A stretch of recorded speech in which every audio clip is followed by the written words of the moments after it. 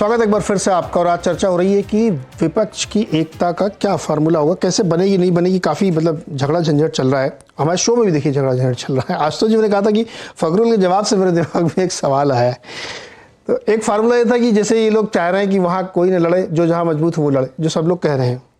एक ये हो सकता है कि भाई मिल के लड़ेंगे, बंगाल में भी 10 सीटों पर कांग्रेस लड़ेगी, उत्तर प्रदेश में भी 15 सीटों पर कांग्रेस लड़ेगी, ये भी हो सकता है एक फार्मूला। तीसरा एक ये हो सकता है कि अगर ये सारे विपक्षी एकता ये कह दें कि भाई प्रधानमंत्री का एक चेहरा होगा, वो कांग्रेस का होगा, और हम लोग लड़ते हैं राज्यों में चुनाव फार्मूला बना के, क्या ये भी काम कर सकता है या उस पर भी एग्रीमेंट नहीं हो सकता? अभी बहुत बहुत जल्दी है इस बारे में किसी भी फार्मूले के अंतिम निष्कर्ष पर पहुंचना।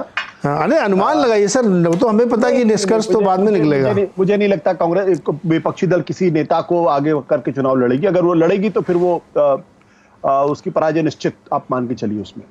मैं दो बातें कहना चाहिए। तो हर्षवर्धन जी ने जो बातें कही हैं उनकी बातों से पार्शियली मैं सहमत हूं। एक तो उन्होंने कहा कि राजनीति शक्ति का खेल होता है, बिल्कुल सही बात है, और कांग्रेस पार्टी की जीत से विपक्ष में हड़बड़ी मची, ये भी पूरी तरीके से सही। दो उदाहरण मैं देना चाहता हूं कि जब अगर मान लीजिए जो विधानसभा के चुनाव हो रहे हैं, इसमें 3 में से अगर 2 भी अगर कांग्रेस पार्टी जीत गई, 3 में से मध्य प्रदेश, राजस्थान, छत्तीसगढ़, 2 में अगर जीत गई तो विपक्षी एकता का पूरा माहौल ही बदल जाएगा।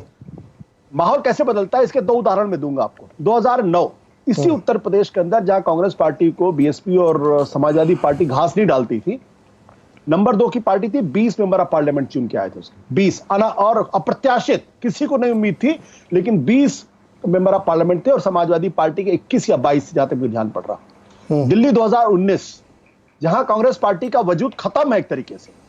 लोकसभा के चुनाव में जो आम आदमी पार्टी विधानसभा में 56% वोट लेकर आई थी, वो विधानसभा के चुनाव में 18% में सिमट जाती है और कांग्रेस पार्टी 24% लेकर नंबर 2 की पार्टी होती है।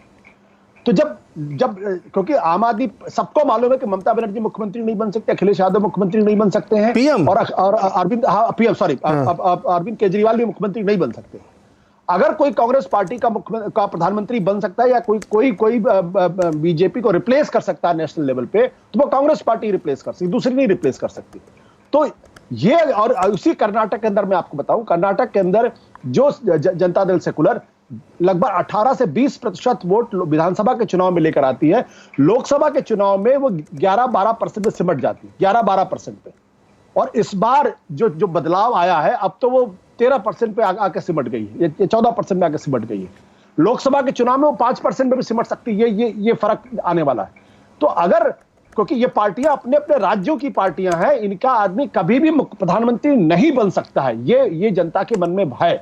तो इसमें कोई आश्चर्य की बात नहीं कि लोकसभा के चुनाव में उसी बंगाल के अंदर कांग्रेस पार्टी को फायदा हो जाए, क्योंकि सागर दीघी की जो सीट जीती गई है वो अनावश्यक नहीं है, वो एक संकेत देती है।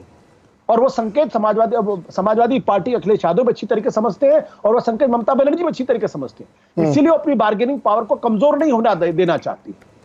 ये पोस्चरिंग है अभी, ये पोस्चरिंग है अभी। ये बात बिल्कुल सही है। अच्छा, आज मैं देख रहा हूँ कि आज आप हर्षवर्धन से आपकी सहमति हो गई है एक मुद्दे पे, कम से कम पार्शली सही लेकिन हुई। अच्छा संकेत है। देखिए, ये भी बदलती राजनीति का एक संकेत है।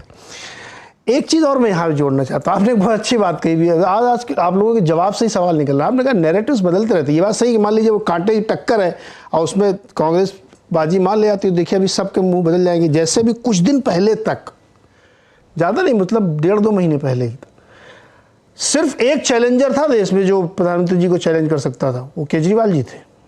अब आज कोई उसका नाम भी नहीं ले रहा है। तो देखिए कैसे वक्त बदलता है और कैसे कितनी जल्दी परसेप्शन और नैरेटिव्स बदलते हैं। तो ये बात राजनीतिक विश्लेषकों को कोशिश कर रहे हैं कि कांग्रेस पार्टी से उनका समझौता हो जाए। ये आपको खबर में दे रहा हूं। लीजिए, ब्रेकिंग न्यूज है ये। अब क्यों ऐसा क्यों कर रहे हैं? क्या कमजोर पड़ गए इसलिए? अब ये बात की बात है, इसलिए मैं कह रहा हूं कि 2014-2019 दोनों लोकसभा चुनाव में एक बार 67 सीटें मिली, एक बार 62 सीटें मिली। दिल्ली में खाता नहीं खुला लोकसभा के चुनाव में। ये क्षेत्रीय पार्टियों की मजबूरी है। ओके, क्विक कमेंट हर्षवर्धन का और उसके बाद तिवारी जी का। आप हंस क्यों रहे थे आप? देखिए, मैं हंस इसलिए रहा हूँ कि एक तो आशुतोष जी ने कहा कि महेंद्र की खबर दे रहा हूँ आपको, तो ठीक बात है, खबर तो दे दी उन्होंने।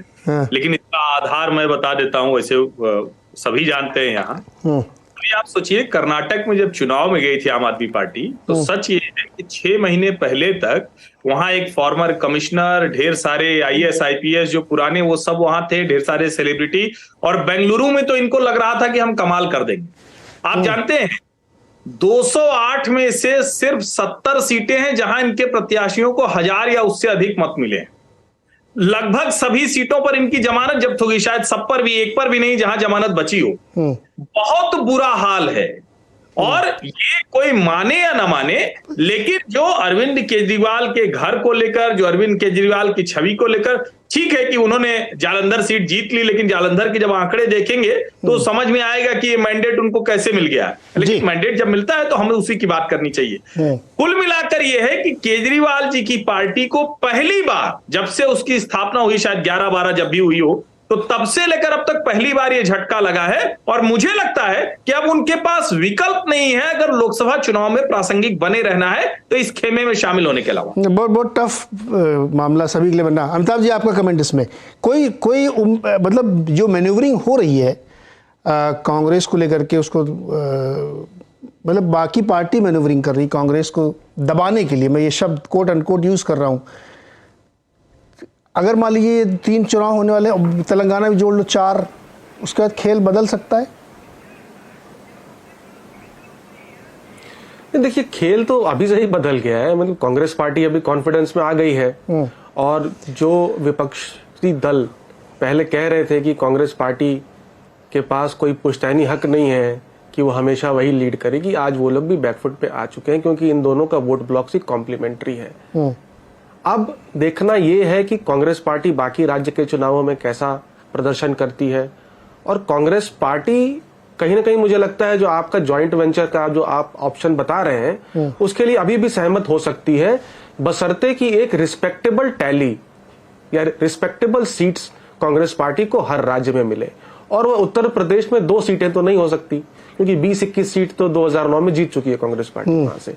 क्योंकि विपक्षी दल जो है, और खास करके रीजनल फोर्सेस जो है, वो अपनी परफॉर्मेंस विधानसभा में जो उनका होता है उसके बेसिस पे अपने आप को आकलन कर रही हैं। लेकिन लोकसभा चुनाव जो है वो विधानसभा चुनाव से भिन्न है।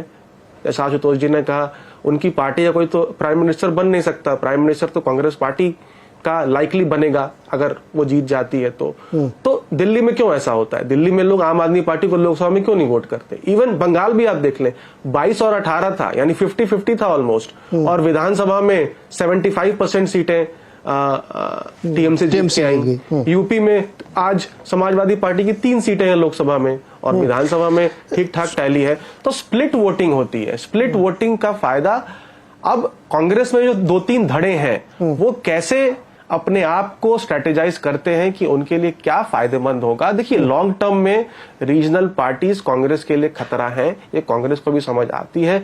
और सबसे बड़ा फैक्टर जो है एक वो ट्रस्ट फैक्टर का। आज तृणमूल कांग्रेस या कोई और पार्टी पहले एनडीए में रह चुकी है। जितनी भी क्षेत्रीय दल हैं, 2-4 अगर छोड़ दें आप, सब लोग डायरेक्टली या इनडायरेक्टली बीजेपी से उनकी डीलिंग पहले हो चुकी है। तो कांग्रेस पार्टी किसी का समर्थन करे और वो पार्टी चुनाव के बाद उसके लोग या वो पार्टी पाला बदल दे, तो क्या करेंगे? जी, स्वयं पुरोहित जी 30 सेकंड में जवाब दीजिएगा। जवाब ये मानते हैं कि आप अभी आपने आशुतोष जी को समझाया भी कि चुनाव लड़ना किससे है नेशनल पर्सपेक्टिव में, और अमिताभ जी समझा रहे हैं कि स्प्लिट वोट होता है विधानसभा और लोकसभा का, तो फिर आपको भी सेक्रीफाइस करना चाहिए ना। हम तो सेक्रीफाइस कहाँ कर रहे हैं? आप कह रहे हैं 0 सीट है उनकी, इसलिए वहां से न लड़े। जवाब देने दीजिए। अभी कुछ देर पहले इन्होंने कहा कि परसेप्टिव चेंज हो गया, पूरे देश के अंदर में चेंज हुआ है। आप देखिए, कुछ दिनों पहले राहुल गांधी ने मिजोरम में एक बयान दिया था, दीदी के खिलाफ में दिया था। दीदी ने क्या किया, उसका रिएक्शन दिया। दीदी ने नॉर्मली कहा कि वो बच्चा है। राहुल गांधी बच्चा ही है ममता बनर्जी के सामने। जिस ममता बनर्जी को टिकट राजीव गांधी ने दी है, राजीव गांधी के समय कांग्रेस थी, उस समय ममता बनर्जी आई है, तो हमारे कोई भी इस तरह की लूज टॉक आज तक ममता बनर्जी के मुंह से आपने नहीं सुनी होगी। नंबर 1। नंबर 2, मैं आपको बताना चाहता हूं कि हमारी लड़ाई पश्चिम बंगाल में वामपंथियों के खिलाफ थी, और अभी पिछले कुछ सालों से 2-3 सालों से ये जब से भारतीय जनता पार्टी केंद्र में आई है, भारतीय जनता पार्टी की जो ये विभाजनकारी शक्तियां हैं इनके खिलाफ भी है। अब चूंकि कांग्रेस पार्टी अगर हमारे दुश्मन के साथ खड़ी है, तो दीदी ने यही कहा कि आप दोहरा मापदंड नहीं हो सकता है। पश्चिम बंगाल के अंदर में अगर आप वामपंथियों के साथ खड़े रहेंगे तो डायरेक्ट फायदा आप भारतीय जनता पार्टी का कर रहे हैं। अच्छा, अगर सुनो ना, अगर वो छोड़ के आपके साथ आ जाए तब चलेगा? नहीं, छोड़ के हम तो आपको प्रस्ताव दे रहे हैं, छोड़ के आने की नहीं है। देखिए, छोड़ के आना ही पड़ेगा। अगर देश के अंदर में आज कोई भी पार्टी, यार आप लोग उलझा देते हो। कोई भी पार्टी आज की डेट में ऐसी पोजीशन में नहीं है, not even Bharatiya Janata party, कि जिनके पास में 272 का आंकड़ा आ जाए। न तृणमूल कांग्रेस न कांग्रेस, एक पार्टी भी अगर दावे के साथ बोल दे, हम लोग टीवी डिबेट कर लेंगे, ज्यादा दिन की देरी नहीं है। टीवी डिबेट में हम लोग फिर मिलेंगे। कोई भी पार्टी को मैंडेट नहीं मिल रहा है, आपको रीजनल पार्टीज का साथ लेना होगा। अगर आप विश्वास की बात करते हैं तो ममता बनर्जी ने जब 2009 में आपका साथ दिया था पश्चिम बंगाल में। रुकिए सापरा जी के पास जाना मुझे। एक मिनट मेरे को 10 सेकंड दीजिए। 2004 के अंदर में जब यूपीए 1 आया था, कांग्रेस पार्टी के साथ में सीपीएम थी, सीपीएम के साथ में 2000। अरे भाई साहब एक मिनट रुको ना, सबसे बड़ी पार्टी को सबसे कम टाइम दिया है। मतलब इस मंच में मौजूद सापरा जी बेचारे देखो कितने सज्जन व्यक्ति हैं, कंप्लेंट भी नहीं कर रहे हैं। बात कर रहे हैं, नहीं बहुत शालीनता से बात कर रहे हैं। तो उनको समय मुझे देना है सर। पहले आशुतोष जी ने उंगली उठाई, आशुतोष जी को ज्यादा समय दिया है, मेरे को नहीं दिया। सर ये मेरा बायस है, ये वो मेरे पत्रकार दोस्त है, मेरा बायस हो सकता है, आप आरोप लगा सकते हैं मेरे ऊपर। आशुतोष जी 30 सेकंड और आपको दे रहा हूँ, आपने उंगली खड़ी है 30 सेकंड, फिर सापरा जी के पास। 10 सेकंड में जवाब दे देता हूँ। कोई इस मुगालते में न रहे कि आज की तारीख में भारतीय जनता पार्टी को बहुमत का आंकड़ा नहीं मिलने वाला है। चलिए, आपने बात करेंगे आशुतोष जी। अगर एकदम नहीं मिलेगा, एकदम नहीं मिलेगा भारतीय जनता पार्टी, तो फिर भगवान ही मालिक है विपक्ष का। सापरा जी बताइए सर। देख रहे हैं स्वयं जी, बिल्कुल मतलब पता नहीं क्या क्या गणित समझा रहे हैं पहले। हाँ, तो मैं तृणमूल कांग्रेस के प्रवक्ता को यही कहना चाहता हूं, पहले तो ये अपने दिमाग से ये धारणा निकाल दें कि पश्चिम बंगाल ही पूरा देश है। ये धारणा निकाल दीजिए। ये हमने नहीं कहा। बहुत बड़ा है, बहुत ज्यादा मैंने नहीं कहा। इसका अंदाजा, एक गणित अपने दिमाग में रखिए जो शायद आपने नहीं रखा, लेकिन ममता बनर्जी जी को पता है। और दूसरी बात, जिस तरह से अब ये चर्चा हो रही थी, जो लोकसभा का चुनाव होगा उसका पर्सपेक्टिव और होगा, उसका नैरेटिव और होगा। उसका नैरेटिव होगा कि देश की तस्वीर और तकदीर अगर बदलनी है तो कांग्रेस पार्टी एकमात्र नेशनल पार्टी है जो भारतीय जनता पार्टी को, नरेंद्र मोदी को टक्कर दे सकती है। क्षेत्रीय पार्टियां नहीं दे सकती हैं, ये बहुत क्लियर जनता भी समझती है। और कई सारे उदाहरण यहाँ पर, दिल्ली का उदाहरण और तमाम सारे उदाहरण यहाँ पर। पार्टी क्या बिना किसी गठबंधन के चुनाव लड़ेगी? तो तृणमूल कांग्रेस और समाजवादी पार्टी को ये आपकी भी जवाबदारी बनती है। सुनिए, मैं आपके बीच में नहीं बोला, बिना गठबंधन के चुनाव। अरे पुरोहित जी समय कम है, देखिए 542 सीटों पर। सुनिए ना यार, क्या ये लगा के रखा? मैं इतनी देर से चुप था तो आप कुछ भी बोलते स्वयं पुरोहित जी चुप रहिए। अरे आप लड़िए ना 542 सीटों पे, कोई नहीं करेगा। जवाबदारी आपकी भी बनती है, तृणमूल कांग्रेस और समाजवादी पार्टी जैसी पार्टियों की भी जवाबदारी बनती है कि अगर आपको नरेंद्र मोदी को हराना है, अगर भारतीय जनता पार्टी को हराना है, तो कहीं ना कहीं एक कदम आपको भी पीछे खींचना पड़ेगा। यह जवाबदारी अकेली कांग्रेस की नहीं रहती है। अगर आपको इस संविधान को बचाना है, अगर आपको ध्रुवीकरण के खिलाफ लड़ना है, अगर आपको नफरत के खिलाफ लड़ना है,